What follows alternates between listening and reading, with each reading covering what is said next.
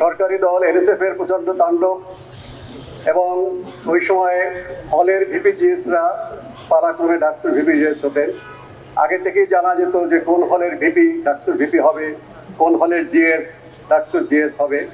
সেভাবেই আমাদের ছাত্রী হল থেকে তারা মাহফুজ আবাকে বিপুল ভোটে নির্বাচিত করেছিল, কারণ তিনি নেতৃত্ব দেবেন। তিনি দৃঢ়চিত্তে এবং সাহসের সাথে, যারা বর্তমান প্রজন্ম দেখেছেন সেই আইয়ুব খানের পাণ্ডাদের বিরুদ্ধে ছাত্র আন্দোলন গড়ে তোলা নেতৃত্ব দিয়েছেন। স্বাধীনের পরে তিনি বিভিন্ন দায়িত্ব পালন করেছেন, পেশাগত জীবনেও তিনি ছিলেন। আমার সাথে পরিচয় হয় এরশাদ বিরোধী সামরিক শাসনের সময়। তিনি সিনেট, সিন্ডিকেট বিভিন্ন জায়গায় নির্বাচিত হতেন। আমাদের ছাত্র নেতৃত্ব, ছাত্র সংগ্রাম পরিষদ, তিনি নিয়মিত আমাদেরকে উপদেশ দিতেন। আমরা তার কাছ থেকে পরামর্শ গ্রহণ করতাম।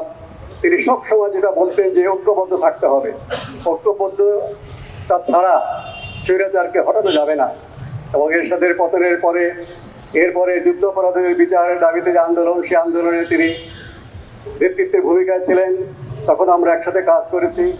এরপরে নানা সামাজিক, সাংস্কৃতিক, বিভিন্ন রাজনৈতিক বিষয়ে তিনি কাজ করেছেন এবং তিনি বৈজ্ঞানিক কাজগুলো করেছেন। এশিয়াটিক সোসাইটির সভাপতি ছিলেন। ওই সময় তিনি আমাকে করোনা বিশ্বমারীর সময় তার একটা ভার্চুয়াল সেমিনারে একটা প্রবন্ধ উপস্থাপন করবার জন্য নির্দেশ দিয়েছিলেন। সেটি আমি করেছি, আমার সেই স্মৃতি এখনো আছে।